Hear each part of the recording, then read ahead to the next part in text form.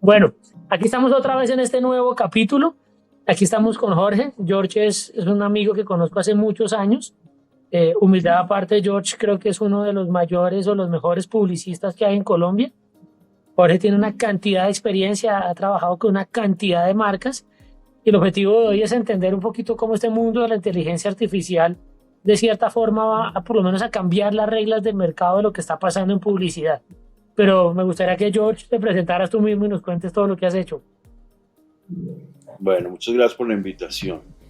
Pues sí, soy Jorge Serrano, soy publicista este año cumplo 30 años trabajando en publicidad. Estoy muy cerquita, de hecho, empecé el 13 de marzo del año 94. Estoy muy cerquita de haber empezado en publicidad, un jueves, de hecho. Entonces, y llevo trabajando en publicidad de múltiples agencias creativas, desde agencias locales, luego en agencias mixtas que tenían socios locales y socios internacionales. También he tenido la oportunidad de trabajar en agencias 100% internacionales y recientemente he vuelto al mundo de las agencias independientes, digámoslo así, con The Google, de la cual soy socio. Tuve chance también de trabajar en otras disciplinas del mundo de la comunicación. Entonces he tenido una casa productora pequeña, también trabajé en algo de PR, estuve cerca del mundo de medios y de BTL. Y nada, un publicista amante de su oficio, amante de la creatividad, que pues, la verdad es que sí, he tenido la fortuna y la oportunidad de trabajar con marcas realmente maravillosas y muy Ya nota, George. Antes de arrancar a bombardearte con inteligencia artificial, marica, dos, tres campañas de las que has hecho que más te han gustado, ¿cuáles fueron? Esa es una pregunta, las campañas, y yo tengo un vínculo con mi trabajo no tanto como de hijos, que es mucho decir, pero definitivamente muy afectivo. Entonces tengo varias así que no se me salen del corazón. La primera campaña que hice fue Cerveza Club Colombia Perfecta. Y yo, siendo la primera que hice, la cual participé, porque no la hice yo, digamos, participé, siempre tiene un lugar en mi corazón y me tomó muchos años entender la gran campaña que era. Sí, con los años fui entendiendo que había tenido la oportunidad de trabajar en una campaña maravillosa. La marca, en términos de marcas que he logrado trabajar durante muchos años y la sucesión de campañas permitieron construir marcas maravillosas, tengo dos. Una en particular que es Alquería, con la que trabajé 20 años y los resultados, digamos, se ven un poco todos los días en la calle, en las casas y en las neveras, en todos lados. Y la otra es RAM,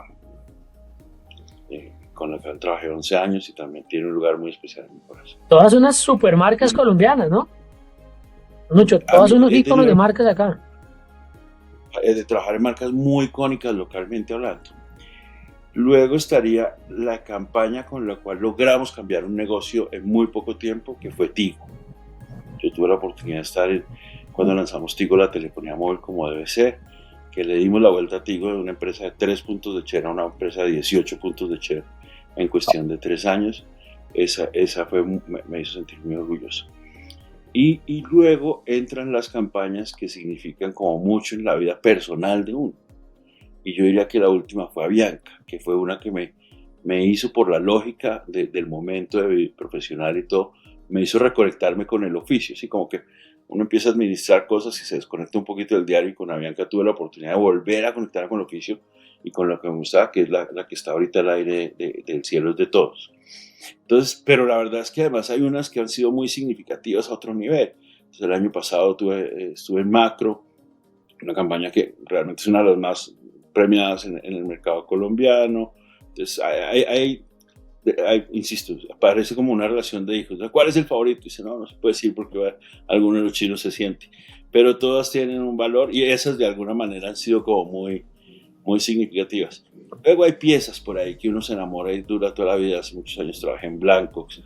Entonces el pintor, no, mi señora, es que eso no es blanco, esto es blanco. No puedes conocer que eso toda la vida vuelvo y me acuerdo y digo, no, esto fue muy divertido hacer, pues muy bien haber estado en esto. Entonces, pero digamos, esas son como las que no puedes conocer, que tienen como un lugar en mi corazón. Y luego hay marcas con las que uno trabaja y uno no se despega nunca. Yo trabajé para Renault y quedé pegado a la categoría carro, la sigo mirando todos los días como si todavía trabajara en ella. Bueno, lo bueno es que además, a diferencia de los hijos, espero vendrán muchos hijos de campaña más. Ah, se vale tener muchos más. Sí, por el otro lado, sí, por favor, paremos ya. Bueno, Seba, te voy a dar la palabra a ti para que digas aquí cómo arrancaba a preguntarle a George de inteligencia artificial. Bueno, Charlie, gracias. Bueno, George, no, pues increíble carrera, la verdad, creo que te conocí hace poco, pero muy admirable todos tus pergaminos y lo que has dejado obviamente en el consumidor colombiano. O sea, en el día a día estas campañas crecimos con ellas, todavía las vemos y han generado un top of mind muy interesante. Las preguntas mías son las hartas, son las técnicas. Afortunadamente podemos editar. Exactamente, se vale decir no sé. Una llamada a un amigo. Sí. Entonces, viejo George, la primera pregunta, pues bueno, yo de mi carrera vengo, también mi primera pasión fue gamificar, o sea, mi primera pasión fue hacer videojuegos en Colombia, 2010. La gente decía, usted está loco, usted va a vivir pidiendo con una guitarra monedas o lo que sea, porque ¿quién va a hacer videojuegos en Colombia? Y más para una marca. Yo quisiera que nos contaras, antes de llegar ya al punto de inteligencia artificial, cómo ves este tema de gamificación, o sea, cómo has visto que la industria ha evolucionado como con estos puntos de dejar experiencias, escenarios, sobre todo pues esos premios que uno ve cada año que genera, digamos, que esta parte de la industria. ¿Cómo ves el tema de la gamificación? ¿Tiene sentido? O sea, ¿la gente ha empezado a digitalizar las campañas o no va tanto por ahí la tendencia? Archo, la realidad es que todos los marqueteros y publicistas tenemos la responsabilidad de encontrar audiencias. Entonces, lo que mide el nivel de una oportunidad es qué tan audiencia es, digamos así. Entonces, gamification en su dimensión de audiencia ha ido adquiriendo unos pedos específicos para hablar con un tipo de personas, con unas personas que tienen unas conexiones especiales, y en la medida en que se da en un contexto tan concreto y tan particular, nos obliga a verlo de una manera muy diferente a lo tradicional. Entonces han tenido que aprender de otro tipo de redes sociales, de otras formas de vincularse y de otras locas. Entonces, la realidad es que no hay nada loco o nada cuerdo. Lo único que hay es cuánta audiencia hay ahí y qué tan difícil es llegar. Entonces, a veces uno se mete en unos viajes como, tengo un cliente que patrocina un equipo de gaming, que a mí, pues el día que me entró el brief, pues debo reconocer que no sabía si reírme o qué. Pero luego cuando vimos los números y lo que se podía hacer y la cantidad de personas que podíamos impactar y lo que podía significar en la vida de la marca, pues me tocó callarme y decir, no, venga, ¿qué es lo que hay que hacer? También hay otras veces donde hay un poco de ingenuidad. Siempre algunos de esos modelos o cosas no están inventados. Entonces se aproxima uno con mucha ingenuidad, con mucha ignorancia y hay un poco de prueba y error en esa medida. Pero la realidad es que uno va entendiendo, entre más años pasan, más entiendo que estamos en un negocio de audiencias. Ese es en el fondo el verdadero negocio. Si tiene la audiencia, vamos a encontrar la forma. Buenísimo, George, ese es un muy buen punto. Y anidando la pregunta, las audiencias hoy cómo se miden, o sea, hoy cómo has visto esa evolución. O sea, yo creo que es enorme los avances que vienen con inteligencia artificial, de poder encontrar nichos, de poder encontrar correlaciones. Me imagino que habrán herramientas en este mercado, ya que han, pues digamos que hecho una disrupción fuerte. ¿Cómo has visto esa entrada de la inteligencia artificial en las audiencias? ¿Cómo has visto ese tema? No, debo reconocer que no tengo un ejemplo concreto de la inteligencia artificial entrando a las audiencias como tal. Pero todo el desarrollo de nichos, de posibilidades y temas nos tiene a todos un poquito en un reto, y es si sabemos demasiado, ¿no? Entonces llega un punto donde es unas hipersegmentaciones y la verdad es que las marcas tienen la plata que tienen para sostener su modelo de marca. Entonces a veces cuando se sabe mucho nos terminamos enfocando en encontrar la diferencia, y no que eso sea malo, pero es que no la podemos ejecutar.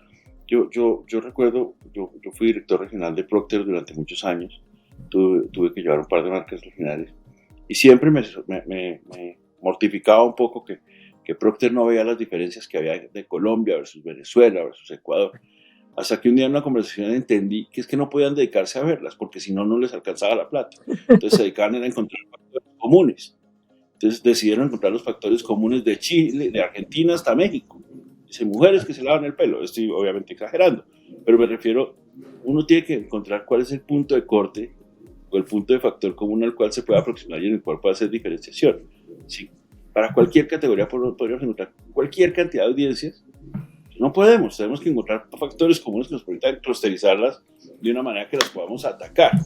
Entonces, pues yo me imagino que la inteligencia artificial nos va a ayudar a encontrar ese tipo de cosas, pero la verdad es que hoy no he tenido ningún ejemplo específico de inteligencia artificial en hallazgo de audiencias o nichos. Sí he visto ejemplos de cómo nos permite visualizar la data que tenemos de las audiencias actuales y donde, pues, digamos, puede uno empezar a trazar hipótesis de factores comunes o de cosas que atacar.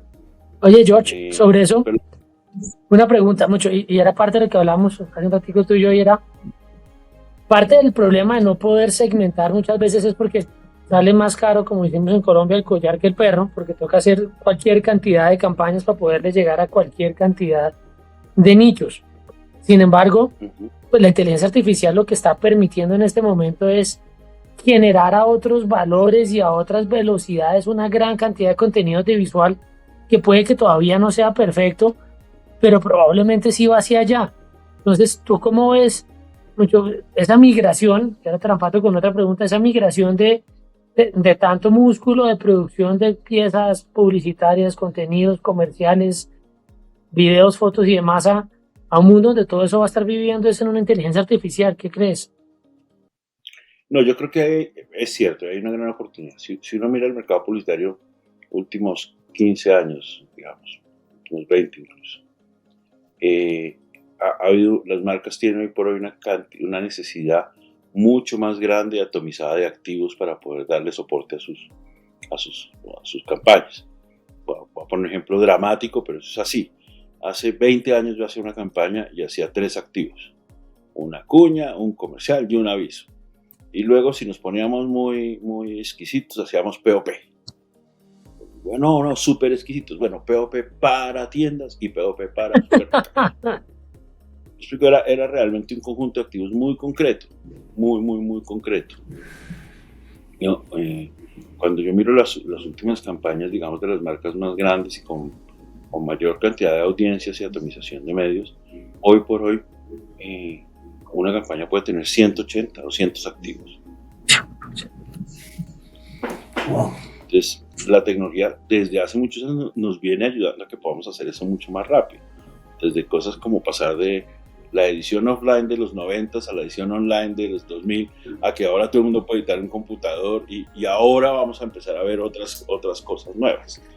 Entonces, lo que nos va a permitir es customizar mejor la información detrás de las audiencias, y eso de hecho ya está pasando. Es decir, hoy por hoy las máquinas ya aprenden, saben y empiezan a ayudarnos a utilizar los diseños que tenemos y ponerlos de la mejor manera para hacer. Y sobre esto la quería amarrar para Carlos, por diferentes razones, por región, por áreas de interés, porque hemos visto la navegación de la persona y hemos visto qué le importaba y qué no le importaba, o por cookies que nos dicen para dónde que va este señor o alguna cosa. Entonces ya eso ya lo hemos visto, entonces nos ha permitido ganar escala en la cantidad de producción de activos versus la cantidad de audiencias, y eso termina ganando idoneidad. Y lo que ha ido es mejorando cada vez, ha ido mejorando. Entonces empezamos con cambios muy tontos y cada vez son cambios más, digámoslo así, más sustanciales. Y van detrás de la efectividad. Entonces durante años hacíamos posteos para Facebook. Facebook un día se levantó y dijo, no, es que usted tiene que hacer videos. Sí, bueno, entonces venga a ver cómo hacemos que los videos funcionen más rápido.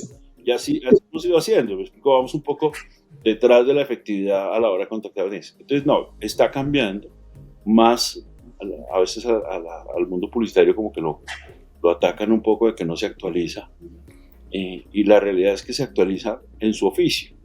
Puede ser que no se actualice en otras cosas, pero en su oficio sí.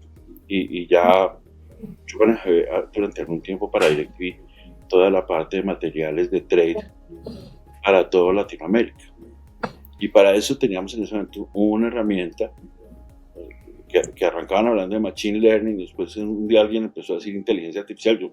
Se me dice dónde cambió la herramienta, no lo tengo tan claro, pero lo que sé, la herramienta producía activos para toda la región en cuestión de horas, con estímulos muy concretos. Okay. Muy bueno. Ahí tengo una pregunta, ahí me surge total, o sea, este tema todos los días cambia de concepto, o sea, depende también obviamente quién lo mercadee. Creo que Google, Microsoft y en toda su parte Meta, Facebook, han evolucionado un montón el concepto, ¿no? O sea, hace un tiempo el ATL era un tema bastante fuerte, costoso de hecho, y lanzábamos un comercial y asumíamos que lo veía 1 millón de personas. Y en la ejecución con la venta, pues eran grandes victorias que nos ponía los 90 y los 2000 como con esta ejecución. ¿Cómo sientes tú o cómo has visto que este mercado subyacente, lo que hablábamos al principio, dónde está la audiencia, en este caso es un celular, una red social, cómo crees tú que esa evolución está empezando a afectar los cargos? O sea, en todo este tiempo que llevas, ¿cómo has visto que ha evolucionado el copywriter? ¿Cómo ha evolucionado el creativo? En una época de ChatGPT, ¿cómo has visto toda esa transición histórica que está viviendo la industria?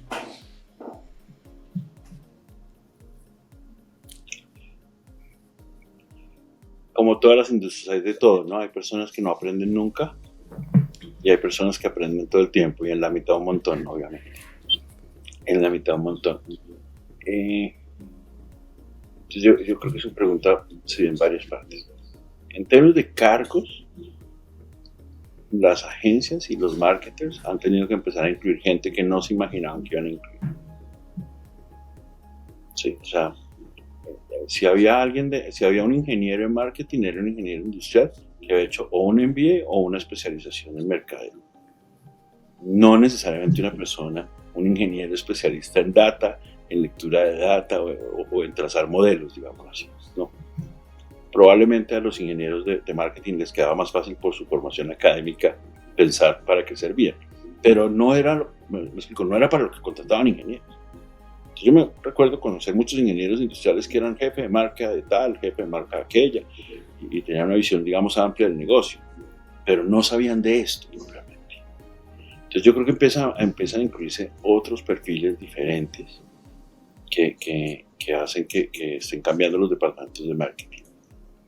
En la medida que los departamentos de marketing adquieren ese conocimiento y adquieren cierto nivel de manejo y gestión, incluso le han dado la puerta a creativos, porque prefieren ser dueños de unas partes de sus procesos. Entonces, hace unos años que un cliente tuviera creativos era raro. Hoy por hoy es mucho más frecuente y es probable que en el tiempo sea lo usual. Muchas gracias, Sobre eso, un poquito. Dígame. Si en este momento tus hijas están arrancando a estudiar a la universidad, ¿tú le dirías que si fueran a estudiar algo con mercadeo, publicidad, qué cosas no hagan porque es una profesión que va o algo que va a desaparecer dentro de esta industria?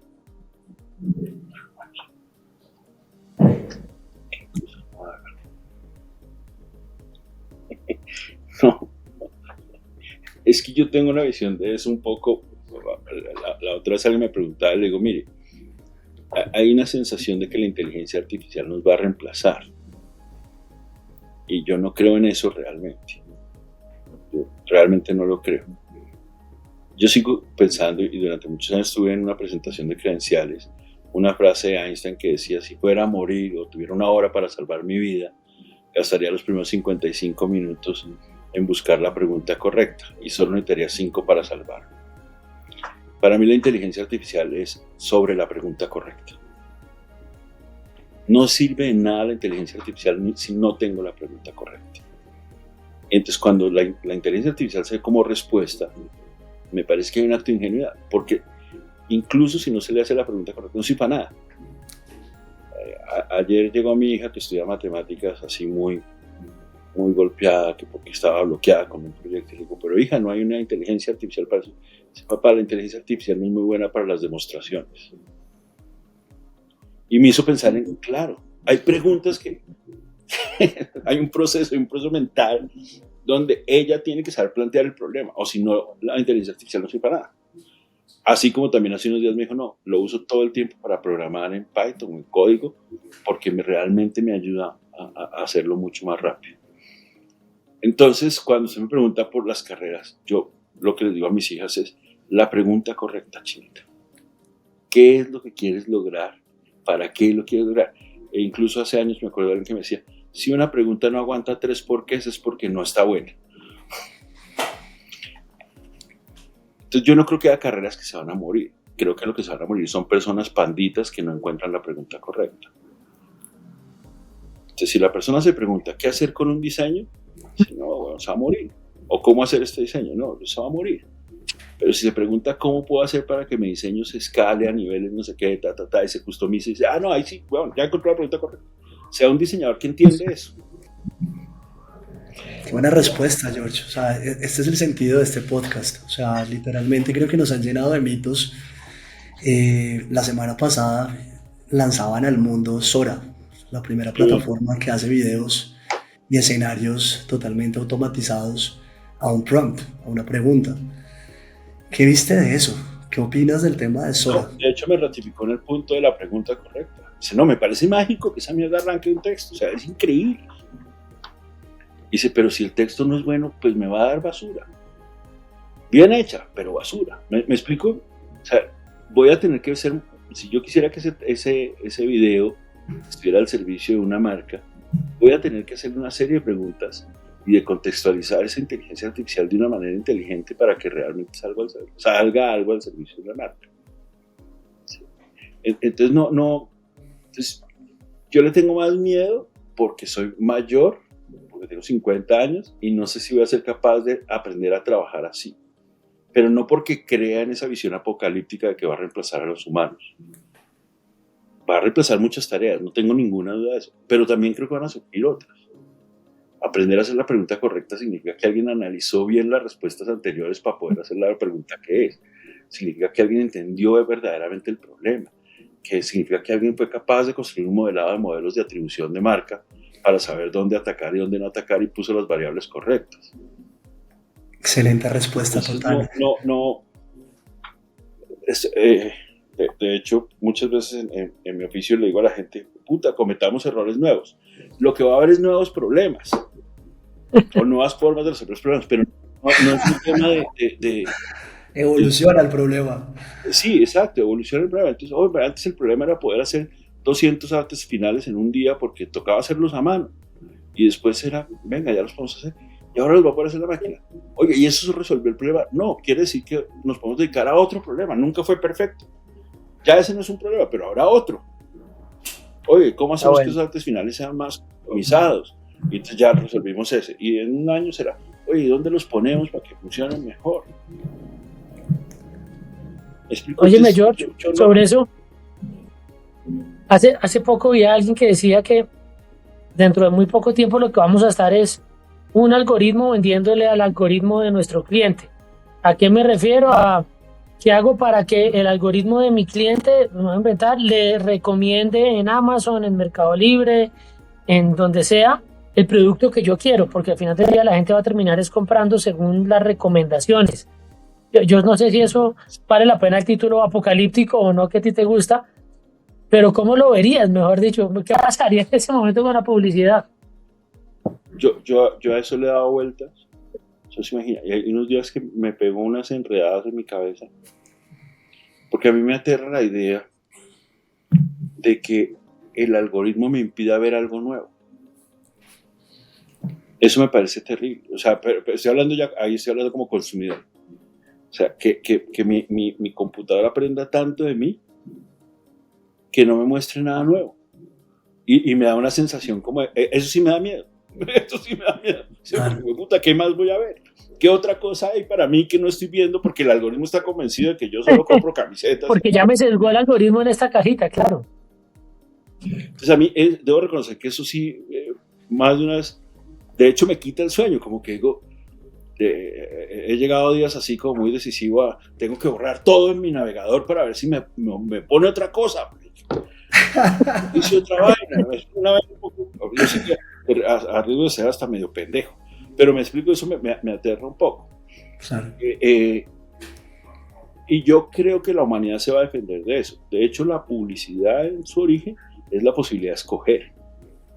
Lo que más hace la publicidad es la posibilidad de escoger, de que haya opciones y de que yo escoja por diferentes variables. Y yo creo que la humanidad en algún momento se va a volver a defender y va a volver a escoger. Y ya hay defensas. Hay que ver el concepto. Ya hay defensas. Mejor dicho, es una cosa, si no hubiera publicidad, pues nos daría todo lo mismo, todo. La publicidad fue la que dijo que los Levi's eran más cool que los Lee, que los Lee eran más vaqueros, que los Wranglers eran para el rodeo. Pero los tres son iguales. Dice, no, pero hay que... Entonces hay una cosa importante de la publicidad que hay que tener en cuenta. Y incluso le pongo otra cosa. Hace no mucho, una persona me pasó un artículo que decía que estamos frente a la primera generación que compra valores más que productos. O sea, compra lo que las marcas significan. Y fíjate que yo creo que la gente ya se está defendiendo de eso. Cuando yo veo a mis hijas que no compran en Amazon, compran a partir de búsquedas muy exhaustivas en Instagram. Chévere. O sea, Oye, Sebas, esta pregunta va más para ti. ¿Cuándo la inteligencia artificial va a tener valores? ¿Cuándo va a tener, eso que acaba de decir George, compramos valores las personas, la inteligencia artificial está en constante desarrollo, ¿va a llegar algún momento en que este algoritmo de inteligencia tendrá valores? Fíjate que es uno de los términos más complejos. O sea, la diferenciación de la máquina ante nosotros es que la máquina no siente. O sea, la máquina, por más reconocimiento facial de nuestro wow, o de nuestro miedo, o de ciertas características que son totalmente medibles, este es un punto que viene, digamos que marcando fases radicales con la ética. O sea, la ética llega donde hay una máquina sin sentimientos que toma una decisión, y eso es lo que nos desprende completamente hacia el sistema de lo que dice George, que termina siendo un reemplazo sino un evolutivo, y todo va a ser un constante cambio dentro de ese aprendizaje. Es un muy buen ciclo, un muy buen tema que iremos a tocar más adelante con algunos expertos, sobre todo que han trabajado en análisis de sentimientos. Hay un compañero que va a venir pronto acá al podcast, donde nos habla cómo puede analizar un sentimiento desde Twitter o desde Facebook o desde Instagram y ponerlo en pro de la humanidad para saber cuándo un pelado de entre 15 a 20 años se va a suicidar. O sea, eso es un tema que por eso digo, bien armado y bien conectado, nos hace evolucionar como humanidad. Pero desde el punto ya de vista, claramente, digamos a nivel publicitario, mercadeo, en estos escenarios, ese es el reto más grande que tiene toda la gente hoy por hoy, de cómo lograr que la máquina aprenda un sentimiento, y creo que estamos lejos de llegar a eso. Pero incluso la máquina puede trazar hipótesis. Vamos a suponer que aquí mañana hacemos un video con esta última inteligencia artificial que lanzaron la semana pasada. Autorizo a que mi cámara me vea la cara y dice, uy, este video cómo emocionó a Jorge. Hagamos otro igual. Y dice, no, vea, no funciona así. Pues si no, todas las películas serían iguales. Me explico, historias de amor donde se muere el protagonista y la otra queda sola y consigue uno nuevo que es más fuerte. Esto siempre, buenas, malas. Entonces, bueno, siempre va a haber un tema donde alguien tiene que sentarse y decir, ok, esto tiene una lógica particular que se construye desde otro punto. Yo tengo una teoría que va a sonar malísima, pero así como en Estados Unidos ahora parte importantísimo del ganado es grass-fed, que es pecho alimentado con pasto, que para nosotros en Colombia es como eso es lo normal. Yo creo que eventualmente van a llegar muchos temas que es hecho por humanos, pensado por humanos, como que va a ser un claim distinto de, venga, esto es más caro porque esto no es pensado por una máquina, sino hecho por una personita. Puede ser como un eje final del día. La realidad es que la humanidad se va llenando de nuevas éticas. No sé si llegue a ese sitio, pero que va a haber otras discusiones alrededor de eso. No tengo duda. No tengo duda. O sea, no sé cómo lo va a decir, digamos, si es hecho por humanos o qué. Pero incluso va a empezar a haber éticas de sostenibilidad de si eres una empresa que generas empleos o no. Me explico, para ponerlo en otro sitio completamente diferente. La humanidad necesita empleos. Si los quitamos todos porque tenemos, pues alguien algún día va a decir, no, pues venga, yo soy un generador de empleo y eso tiene que tener un valor. No porque vaya en contra de la tecnología o en contra de la inteligencia artificial, sino porque va en favor de la humanidad, que es distinto. De hecho, la cultura en general se mueve como un péndulo, ¿no? La política colombiana es un excelente ejemplo de eso. del lado zurdo al lado derecho, del lado derecho al lado zurdo, y nos vamos moviendo en un péndulo donde nos cuesta mucho trabajo quedarnos en la mitad. Eso yo también creo que va a pasar. Nos importan un carajo los animales, ahora nos importan un montón. Sí, y nos es difícil un punto en la mitad, bueno, que nos importe lo justo. Yo no sé cuál sea lo justo. Yo no soy la mejor persona para decir eso, pero me refiero, yo creo que eso va a pasar. A todo movimiento cultural extremo hay una reacción poco después hacia el otro lado, igual de fuerte. Oye, ahí me hace una pregunta que yo quisiera hacerte, Charlie. Mirando ese caso del péndulo, ¿cómo hubieran sido las decisiones en tus vidas pasadas? O viendo, digamos, que ese ir y venir de audiencias tan rápido, ¿hubieras usado el tigre Falcao con Alpina o no?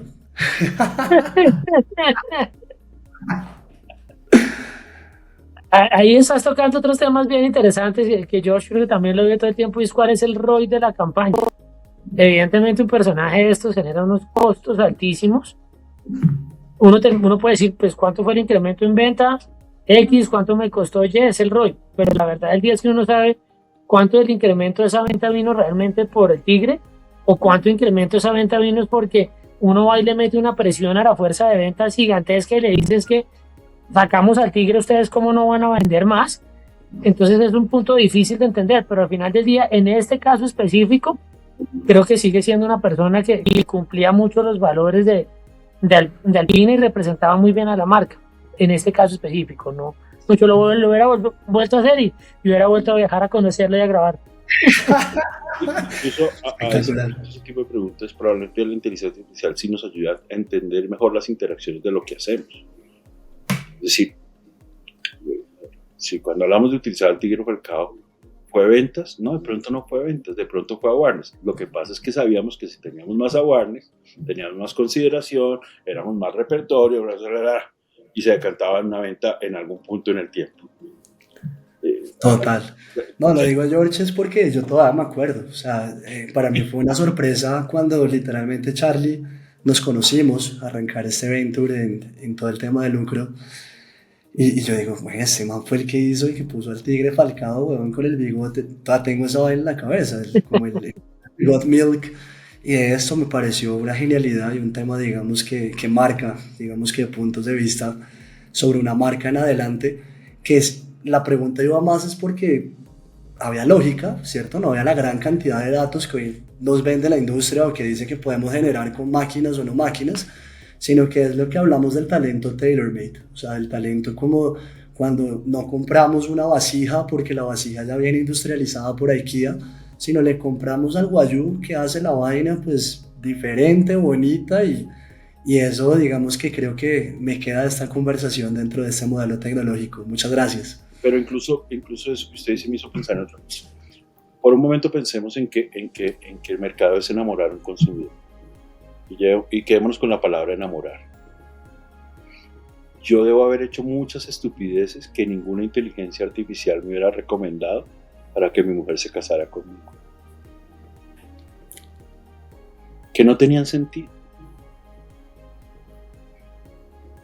Pero que hacían parte de una lógica superior de se notaba una emoción, ella seguramente dijo, no, este tipo va en serio, yo qué sé, alguna mierda, que dijo, no, puta, está. Y a veces esa pequeña locura o esa cosa que parece que no es parte de lo normal, pues tendremos que encontrar espacio para eso, de lo predecible, de lo usual, ¿no? Eso, yo creo que a todos nos ha pasado, que nos enamora más la respuesta sorpresiva que la obvia. Y que ahí es cuando dice, ve esta persona, marica, ve el mundo de una manera que me pase el putas. Yo creo que ese nivel de factor humano va a seguir estando presente y inevitable. Mejor, yo creo que si no está, es mejor que todos pongamos un Amazon. ¿Sí? Y aún así, tiene que haber emoción detrás de Amazon. Si no, no iría a ese lugar y buscaría otra cosa. Ese concepto que acabas de tocar me parece una nota y es la sorpresa. Porque al final del día, y Sebas ya nos hablará de eso, pues al final del día la inteligencia artificial lo que te dice es que es lo más probable y lo más lógico. Pero los movimientos espontáneos, no inventar en el amor, como dices tú que es chévere, cuando después de 40 años va y saca una flor de sorpresa y nunca se la ha dado. El ejemplo malo, pero esa espontaneidad es probable que se termine perdiendo si hacemos siempre lo lógico y el camino normal, ¿o no? ¿O existe la posibilidad de que la inteligencia artificial reconozca en la sorpresa un factor ganador? Sí, muy seguramente el reto es precisamente configurar esos entrenos y esos modelos. El punto es eso, o sea, el punto es poderlo ver como un apoyo, ¿no? O sea, el escenario de la tecnología tiene que, Steve Jobs hace unos años decía, hace bastantes años decía, este es el momento que la tecnología tiene que trabajar para nosotros, no nosotros para la tecnología. Antes de los 90, de todas estas integraciones y de lo que nos cambió la vida, que es tener un dispositivo en la mano con todo lo que podemos hacer hoy por hoy, es precisamente para eso. Entonces, digamos que el punto o esa analogía con el amor está espectacular, porque literalmente esa magia nunca la va a poder hacer una máquina. La máquina te puede ayudar a ser mejor o peor, pero nunca igual, sobre ese sentido. Incluso tomar decisiones que Charlie estuvo ahí y seguro me puede explicar muy bien por qué hacían eso así. Yo recuerdo que Koala siempre lanzaba con los comerciales larguísimos, que numéricamente no tenían sentido. O sea, tener un comercial de 60 segundos no tenía, desde el punto de vista de alcance y frecuencia de las mediciones del momento, no tenía sentido. Pero yo no tengo ninguna duda de que mi mamá terminaba de ver el noticiero y decía, esa gente me quiere hablar, weón. ¿Me entiendes? Como, no hay que tomar Bretaña, weón. Pero me explico, es que yo recuerdo que en los comerciales de un minuto es que un poco la industria se agarraba un poco la casa de los manos y ¿por qué hacen comerciales de un minuto cuando todo el mundo estaba peleando por hacerlos de 15 segundos para poder tener más frecuencia y más alcance? Y se vean, ¿no? Es que hay otras lógicas posibles. Y yo el comercial de Ego con el que lanzamos, creo que era de 2 minutos 5, para que te hagas una idea de cómo uno íbamos en contra totalmente de lo regular. Pero estoy seguro que si metemos todo el modelo en una inteligencia artificial, sin meter el modelo del 2 minutos 5, si nos lo alimentamos de todo el resto de la industria, 2 minutos 5 es una estupidez, debíamos haber hecho el lanzamiento con un comercial de 5 segundos. De acuerdo. ¿Me explico? Entonces, sí creo, a mí es que no recuerdo bien cómo fue, porque primero lo leí en la biografía de Disney, una vez que un niño se le cayó una cosa que había comprado y Disney cogió otra de la estantería y se la reemplazó. Y luego alguien volvió a eso y era como una suerte de caos controlado, que era una forma de planear las sorpresas. Pero aún así ese momento mágico de no pasó nada, ten aquí una nueva porque la que compraste se cayó. Uh-huh. Solo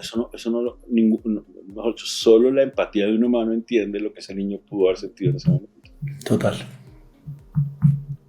Bueno, pues George, creo que nos llevamos unas ideas muy chéveres del tema, como lo acabas de decir, para cerrar el tema de la empatía, el tema de la sorpresa, el tema del amor, el tema del susto y que no duermes por la noche esperando que no te siga recomendando lo mismo, el algoritmo y el tema de cómo va a cambiar esta industria, ¿verdad?